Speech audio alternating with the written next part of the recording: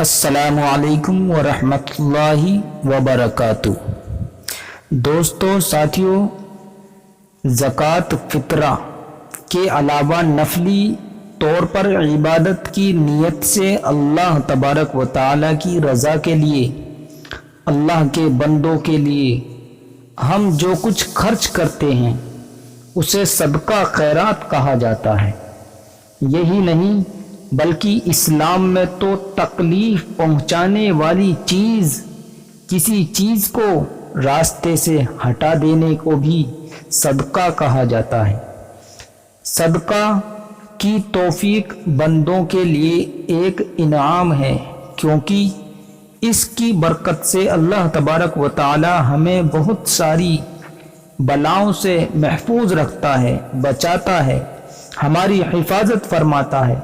یہی نہیں بلکہ اس سے بندے کے گناہ بھی معاف ہو جاتے ہیں۔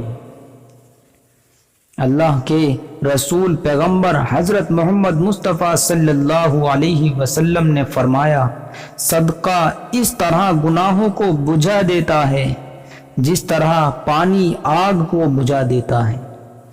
اللہ کی دی ہوئی روزی اور دولت کو دوسروں پر خرچ کرنا کوئی معمولی یا آسان کام نہیں ہے، بلکہ بڑے دل اور گردے کی بات ہے۔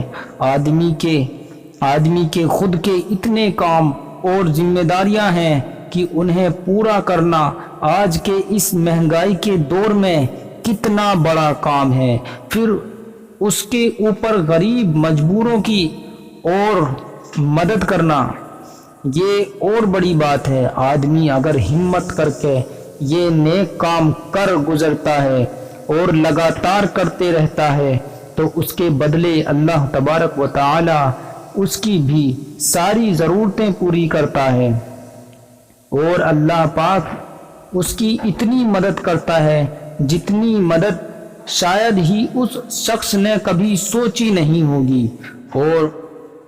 اور سب سے بڑی بات تو یہ ہے کہ موت کے وقت اس کی روح بڑی آسانی سے قبض ہو جاتی ہے، اور مرنے کے بعد اللہ کے دربار میں پیشی کے موقع پر اللہ تبارک و تعالی اس سے راضی ہوگا۔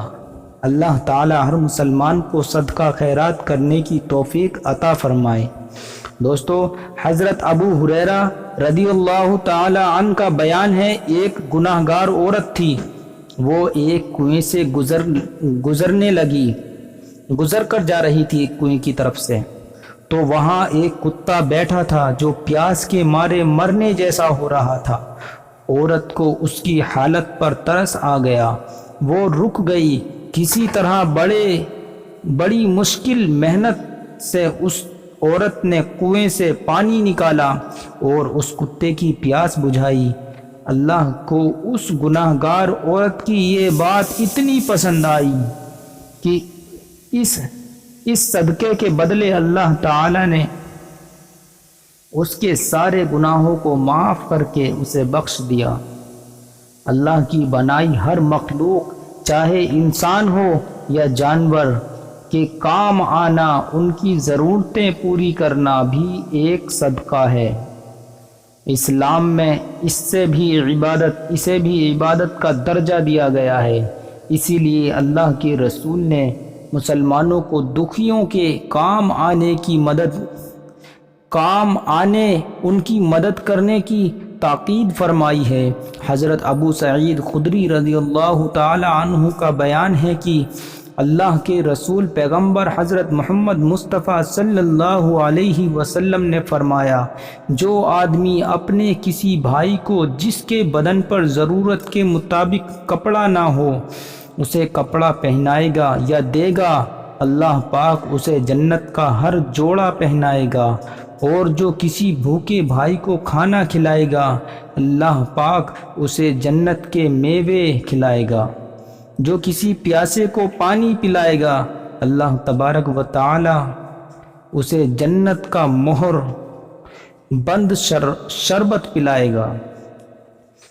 آج کل کے لوگ بس پیسہ جمع کرنے میں لگے ہیں، 1 روپیہ غریبوں پر خرچ کرنے میں 10 بار سوچتے ہیں، لاکھوں روپے کماتے ہیں مگر اللہ کی راہ میں خرچ کرنے میں کتراتے ہیں۔ وہ سوچتے ہیں کہ یہ جمع پیسہ زندگی اور اچھے جینے میں کام آئے گا۔ سوچو اگر زندگی ہی نہ رہے یا کسی خطرناک بیماری میں ہی وہ سارا پیسہ منٹوں میں ختم ہو جائے۔ یہ بات کوئی نہیں سوچتا۔ خیر، کیا ہم نے کبھی سوچا ہے اللہ تبارک و تعالی ہماری ہر چھوٹی چھوٹی ضرورتیں پوری فرماتا رہتا ہے۔ ہمیں پانی دیتا ہے، کھانا دیتا ہے، سانس لینے کے لیے ہوا دیتا ہے جس سے ہم زندہ ہیں۔ اگر اللہ چاہے تو ایک پل میں بارش بند کر دے جس سے ندی تالاب سوکھ جائے اور کھانا پانی ملنا بند ہو جائے، لیکن اللہ تبارک و تعالی نے کبھی ایسا کچھ نہیں کیا، کیونکہ وہ بڑا مہربان اور رحمت اور رحم کرنے والا ہے۔ اسی طرح انسان کو بھی سوچنا چاہیے کہ اگر خدا ہمیں اتنا دے رہا ہے تو ہم اس کے بندوں کو کچھ دینے میں کیوں پیچھے رہیں۔ اگر ہم اپنے رب کی رضا کے لیے کسی کی مدد کریں گے تو ہمارا رب بھی بہت خوش ہوگا اور ہمیں ہمیشہ دنیا اور آخرت کی نعمتیں عطا فرماتا رہے گا۔ انسان کی یہ سوچ غلط ہے دوستو، انسان کی یہ سوچ غلط ہے۔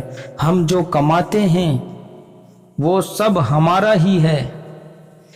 یہ سوچو کہ ہمیں اوپر والا رزق دے رہا ہے، اگر وہ بند کر دیا تو کیا ہوگا؟